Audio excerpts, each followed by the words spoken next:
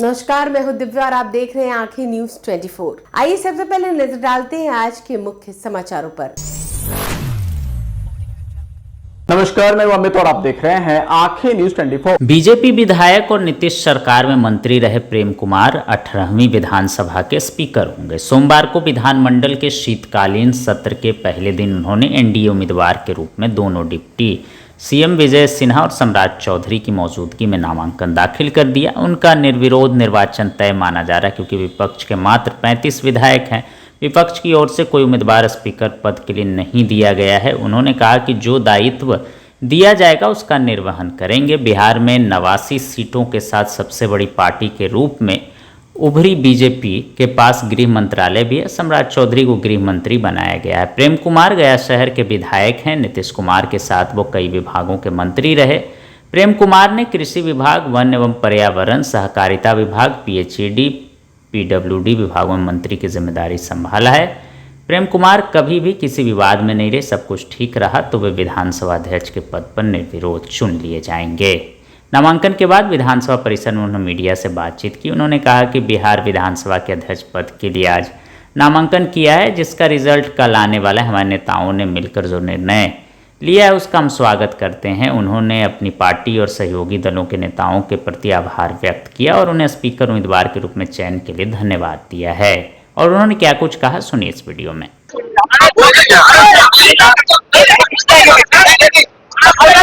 बिहार विधानसभा अध्यक्ष पद के लिए है और रिजल्ट कल आएगा। जो हमारे नेताओं का आदेश था, निर्णय था, उसका हम स्वागत करते हैं करके। और साथ ही साथ मैं लगातार बिहार विधानसभा में 90 से लगातार 9वीं बार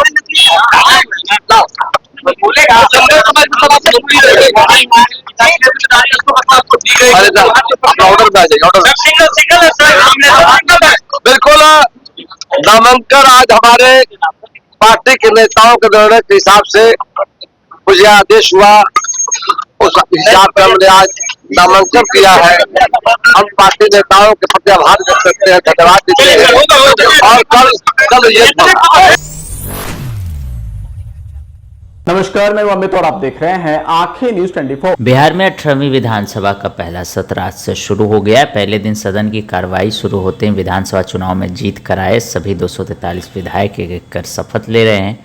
प्रोटेम स्पीकर नरेंद्र नारायण यादव सभी को शपथ दिला रहे हैं। डिप्टी सीएम सम्राट चौधरी और नेता प्रतिपक्ष तेजस्वी यादव ने शपथ लिया। इधर डिप्टी सीएम विजय सिन्हा ने शपथ लेने के बाद सीएम नीतीश कुमार का पैर छूकर उनसे आशीर्वाद लिया। वहीं 8वीं बार जीतकर सदन पहुंचे प्रेम कुमार ने सदन को नमन किया, तब अंदर गए। सदन के अंदर पहली पंक्ति में सीएम नीतीश कुमार के साथ डिप्टी सीएम सम्राट चौधरी, विजय सिन्हा, मंत्री विजय चौधरी, विजेंद्र यादव, श्रवण कुमार, मंगल पांडे और दिलीप जायसवाल बैठे हैं। इस बार सदन की तस्वीर काफ़ी बदली हुई है। चुनाव में राष्ट्रीय जनतांत्रिक गठबंधन को बहुमत मिला। इनके 202 विधायक इस बार जीत कर आए हैं। वहीं महागठबंधन के 35 विधायक ही इस बार सदन पहुंच पाए हैं। पिछली विधानसभा की तुलना में इस बार विपक्ष संख्या बल में कमज़ोर है। हालांकि इसके बावजूद विपक्ष के नेता सरकार को घेरने में कोई कसर छोड़ना नहीं चाहते। इसको लेकर तेजस्वी यादव के नेतृत्व में महागठबंधन की बैठक भी हो चुकी है। विपक्ष बढ़ते अपराध और रोजगार के मुद्दे पर सरकार को घेरने की तैयारी में है। इधर इस बार विधानसभा में कई बड़े बदलाव किए गए हैं। सदन पूरी तरह से पेपरलेस हो गया है। अब विधायकों का सवाल पूछना, जवाब प्राप्त करना, भाषण देना और अन्य सभी काम डिजिटल फॉर्मेट में टैबलेट के माध्यम से होंगे। विधानसभा अध्यक्ष, सचिव और अन्य अधिकारियों को भी टैबलेट दिए गए हैं। विधानसभा अध्यक्ष टैबलेट की मदद से सदन की कार्रवाई संचालित करेंगे। विधानसभा में कुल 243 विधायक अपने सीट पर टैबलेट का इस्तेमाल करेंगे और उनके भाषण और सवाल पहले ऐप पर अपलोड होंगे, जिन्हें ज़रूरत के अनुसार सदन में इस्तेमाल किया जाएगा। नमस्कार, मैं अमित और आप देख रहे हैं आंखें न्यूज 24। बाबरी मस्जिद मामले पर पप्पू यादव ने कहा कि देखिए उसका फैसला आ चुका है, माननीय न्यायालय ने उस पर फैसला दिया है और सभी ने उसका स्वागत किया है, तो अब इस पर कोई बात करने का कोई फ़ायदा नहीं है। अब तो उस पर फैसला हो चुका है, सभी लोगों ने उसका सम्मान किया है, माननीय न्यायालय के फैसले का सम्मान किया, तो उस पर अब बहुत सारी बातें करने का कोई फ़ायदा नहीं है। ऐसे हर व्यक्ति को अपनी बात कहने की आज़ादी है। और उन्होंने क्या कुछ कहा, सुनिए इस वीडियो में। कौन सा निर्णय किस दबाव में लिया, ये तो समीक्षा का सवाल है। अब तो वो निर्णय हो गया और आपने उसका स्वागत कर दिया। बाबरी मस्जिद के मुद्दों पर देश के अल्पसंख्यकों ने कोर्ट का सम्मान किया है, तो हर व्यक्ति को अपनी बात कहने की अभिव्यक्ति है, आजादी है।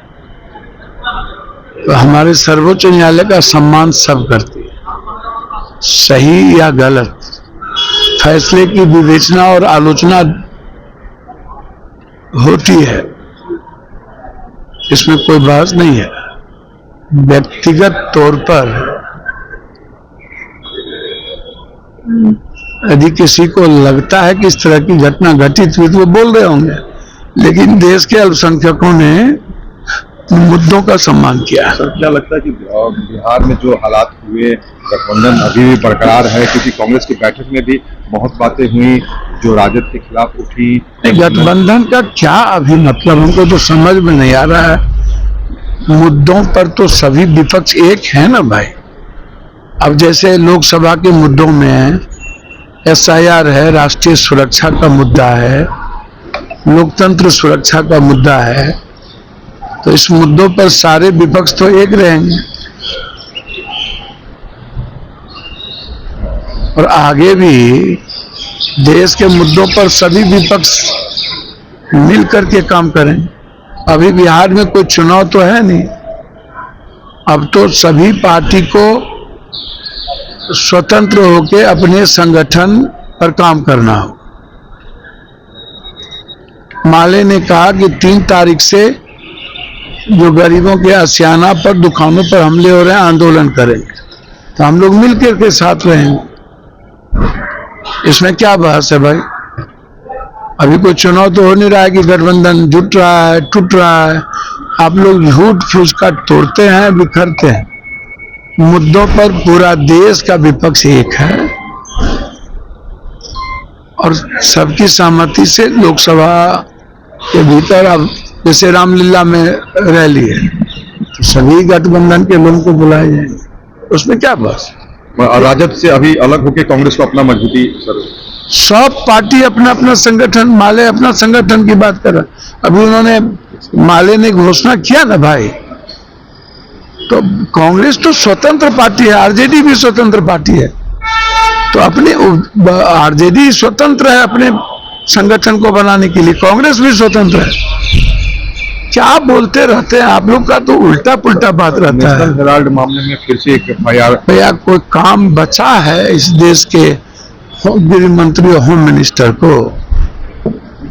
मुद्दों से भटकाने के लिए सब काम करते हैं। अब यहाँ आप पॉलिटिकल 2 एक्स CM है, उसके घरे को कहते हैं खाली कर। भैया जब आप मुद्दों पर घिर जाते हैं, SIR में गिर गए, राष्ट्रीय सुरक्षा में गिर गए, तो आपने एक नेशनल हेराल्ड मुद्दा फिर से, तो सैया बिल कोतवाल का अब डर का है, अमित भाई का दिल्ली पुलिस है जिस पर जब मना केस का न्यायालय है ना भाई। और नरेंद्र मोदी जी और अमित भाई से इस जन्म में क्या 7 जन्म में राहुल गांधी जी, सोनिया गांधी नहीं डरेगी। मरते दम तक जो करना हो कर लीजिए। जितनी गलत निर्णय और अलोकतांत्रिक निर्णय लेना है राहुल गांधी जी, प्रियंका गांधी जी, सोनिया गांधी के खिलाफ ले लीजिए। राहुल गांधी जी इस देश के संविधान, लोकतंत्र और गणतंत्र की रक्षा के लिए जिसके भीतर मरने का जज्बा है वो मरते रहेंगे, लड़ते रहेंगे। और नरेंद्र भाई जी से और मोदी जी से डरने वाले राहुल गांधी नहीं। बंगला पर सर गिरिराज सिंह कह रहे हैं लालू यादव के बंगले पर कि जिंदगी भर अवैध संपत्ति जमा किया, बंगला तैयार उसी से। भैया हमको तो समझ में नहीं आता है, भाजपा ने जितना लूटा है, हमाम में सब नंगे, यदि लालू यादव जी ने अवैध संपत्ति, तो भाजपा का पूरा संपत्ति मियां बीबी का जांच करा लीजिए। गिरिराज भाई, आप अपनी संपत्ति का भी जांच सीबीआई से करा लीजिए। हम चाहेंगे सबसे पहले गिरिराज जी सिंह जी से शुरू हो संपत्ति के जांच का। सबका संपत्ति, जितना नेता है और पदाधिकारी है, हम गिरिराज भाई को कहेंगे कि महादेव की कसम खा करके कहिए, और संविधान के सारे एमपी एमएलए मंत्री का 25 साल 30 साल से जो 40 सालों से हैं, सीएम का पूरी संपत्ति जांच होनी चाहिए। नमस्कार, मैं अमित और आप देख रहे हैं आंखें न्यूज 24। केंद्रीय मंत्री गिरिराज सिंह ने आज एक साथ कई बड़े राजनीतिक मुद्दों पर टिप्पणी की। नेशनल हेराल्ड मामले में राहुल गांधी और सोनिया गांधी पर दर्ज नए केस को लेकर, मौलाना मदनी के जिहाद वाले बयान और लालू प्रसाद यादव के नए बंगले को लेकर उन्होंने कड़ा वार किया है। नेशनल हेराल्ड मामले में राहुल गांधी और सोनिया गांधी पर फिर से केस दर्ज होने को लेकर केंद्रीय मंत्री गिरिराज सिंह ने कहा, कानून अपना काम करता है। उन्होंने स्पष्ट किया कि इस मुद्दे पर राजनीति करने की कोई ज़रूरत नहीं है। साफ शब्दों में उन्होंने कहा कि अगर दोषी होंगे तो बचेंगे नहीं, कानून अपना काम करता है। इस मामले पर किस तरह की राजनीति करने की ज़रूरत नहीं है। वहीं मौलाना मदनी के उस विवादित बयान पर जिसमें कहा गया कि अल्पसंख्यकों पर जुल्म होता है तो जिहाद होगा, गिरिराज सिंह ने तीखी प्रतिक्रिया। उन्होंने कहा कि भारत कानून से चलने वाला देश है और कानून जिहाद नहीं समझता। उनके मुताबिक मदनी जिहाद का अर्थ कत्लेआम के रूप में समझते हैं, लेकिन भारत कानून राज का देश है। फिर से राहुल गांधी और सोनिया गांधी की मुश्किल बढ़ गई है। ईडी ने शिकंजा और टाइप किया, एफआईआर एक और दर्ज हुई। देखिए, कानून अपना काम करता है, इस पर कोई राजनीति करने की जरूरत नहीं है। और मदनी कह रहे हैं कि जिहाद होगा अगर जुल्म होगा तो। कानून से चलने वाला देश है और कानून जिहाद नहीं कहता है। जिहाद का मतलब वो क्या समझते हैं, उनके अर्थों में तो जिहाद है कि कत्लेआम शुरू करेंगे, तो देश कानून का है। लालू यादव सरकारी क्वार्टर से बंगले में पहुंच गए, करोड़ों की संपत्ति का बंगला दिखा पटना में, मंगलाबाग में बंद करके स्वरूप दिखा। हाँ, तो बेचारे इसी के लिए तो जाने गए, जिंदगी भर भ्रष्टाचार करके संपत्ति अर्जित करना। अब जो भी बंगला है। समाचारों में वक्त हो चला एक छोटे से अंतराल का। पटना में कई वर्षों से शिक्षा में अहम योगदान दे रहा है Gyansthali high school Alamganj Patna city, जहां 10वीं और 12वीं की बोर्ड परीक्षाओं में 100% अंक प्राप्त कर रहे हैं बच्चे। एक ऐसा स्कूल जहां न केवल होती है पढ़ाई, बल्कि साथ ही साथ होती है कल्चरल एक्टिविटी, स्पोर्ट्स एक्टिविटी से जुड़े गेम्स, मैथ ओलंपियाड से लेकर साइंस ओलंपियाड, जहां बच्चों के लिए स्कूल कैंपस अत्याधुनिक सुविधाओं से लैस, छोटे बच्चों के लिए वाहन और ट्रांसपोर्ट की विशेष सुविधा। तो देर किस बात की, आज ही कराएं अपना नामांकन Gyansthali high school Alamganj Patna city में, जहां नामांकन की प्रक्रिया जारी है। संपर्क करें पुलिस चौकी Alamganj main road near Alamganj थाना पटना बिहार 800007। ब्रेक के बाद आपका फिर से स्वागत है। नमस्कार, मैं अमित और आप देख रहे हैं आंखें न्यूज 24। दिल्ली ट्रैफिक पुलिस ने grab graded response action plan के चरण 1 और चरण 2 के दौरान 14 अक्टूबर से 18 नवंबर के बीच प्रदूषण नियंत्रण प्रमाण पत्र उल्लंघनों पर 84.98 करोड़ रुपए से अधिक की चालान जारी किए हैं। यह राशि 84,981 चालानों से संबंधित है, जिनमें प्रत्येक पर 10,000 रुपए का जुर्माना लगाया गया है। दिल्ली के 6 अलग अलग पुलिस रेंजों में पीयूसी उल्लंघन की संख्या काफी भिन्न रही। वेस्टर्न रेंज में सबसे अधिक 22,867 चालान जारी किए गए, जबकि साउदर्न रेंज में 20,554 चालान दर्ज हुए।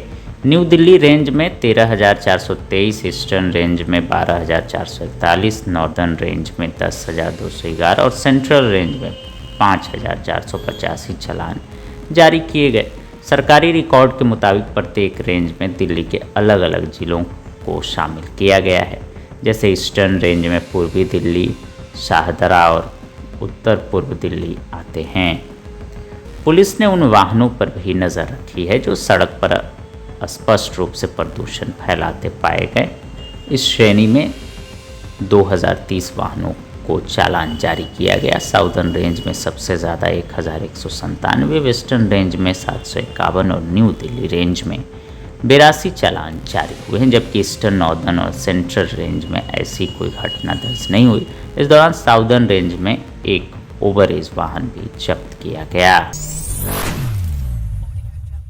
नमस्कार, मैं अमित और आप देख रहे हैं आंखें न्यूज 24। बिहार विधानसभा चुनाव के नतीजे के बाद कांग्रेस लगातार मंथन मोड में है। दिल्ली से लेकर पटना तक समीक्षा बैठकों का सिलसिला जारी है। इसी क्रम में आज पटना के सदाकत आश्रम स्थित कांग्रेस कार्यालय में एक महत्वपूर्ण बैठक आयोजित की गई, जिनमें प्रदेश के सभी 38 जिलों के जिला अध्यक्ष शामिल हुए। इस बैठक की अध्यक्षता प्रदेश कांग्रेस अध्यक्ष राजेश राम और बिहार कांग्रेस प्रभारी कृष्णा लवरू कर रहे हैं। बैठक को ग्रुप वाइज आयोजित किया जा रहा है ताकि हर जिले के संगठनात्मक हालात और चुनावी नतीजों पर विस्तार से चर्चा की जा सके। कांग्रेस के कमजोर प्रदर्शन, 61 सीटों में से सिर्फ 6 सीटें जीतने के कारणों को समझने के लिए जिला अध्यक्षों से फीडबैक भी लिया जा रहा है। इस मौके पर पीसीसी लीडर रोशन कुमार ने साफ कहा कि पार्टी साफ साफ समीक्षा कर रही है और बिहार में राजनीतिक माहौल को बदलने के लिए ठोस रणनीति तैयार की जा रही है। और उन्होंने क्या कुछ कहा, सुनिए इस वीडियो में। लेकिन भीतर क्या हुई उसको सही बातों को कुछ नहीं सोचना है। केवल भीतर हम लोग ज्ञानेश की बातें कर रहे थे तो बाहर वो बातें नहीं, गोली बंदूक धमकी की बात नहीं हो रही। नहीं, ये तो आपस में ये तो आपस में लोग जो है वो जहाँ बर्तन जाता है वहाँ धन मनाता ही है, और उसको दो व्यक्ति की बात को आपने हमारे ज्ञानेश की बात को दबाने। मैं एक चीज मीडिया में देखा हूँ चुनाव के बाद और रिजल्ट के बाद कि ज्ञानेश और बीजेपी का जो गठजोड़ है उसको दबाने के लिए आप लोग भरसक प्रयास कर रहे हैं। वो प्रयास सार्थक नहीं है। आप ज्ञानेश और बीजेपी की बात कीजिए कि हारा हुआ आदमी रिमोट से गुंडा राज को जो चलाता था वो आज शासन में बैठा हुआ है और गृह मंत्री ले लिया। गृह मंत्री वही गुंडा जो गुंडा वहां से शासन चलाता है, वो गृह मंत्री मांगा नीतीश कुमार को। जिलाध्यक्ष बोल रहे हैं कि हाँ कांग्रेस की वजह से आ रही टिकट। अरे भाई, जिलाध्यक्ष क्या बोले उनकी पर्सनल राय हो सकती है, हम नहीं जानते हैं वो क्या बोले। हम आपको कह रहे हैं बीजेपी और कांग्रेस की बात जो आपको जानना है, जो जरूरी है। अगर आपने अभी तक हमारे चैनल को सब्सक्राइब नहीं किया है तो हमारे चैनल को जल्द से जल्द सब्सक्राइब करें, लाइक करें और शेयर करें। देश और दुनिया की तमाम खबरों को देखने के लिए लगातार देखते रहें आंखें न्यूज़ 24।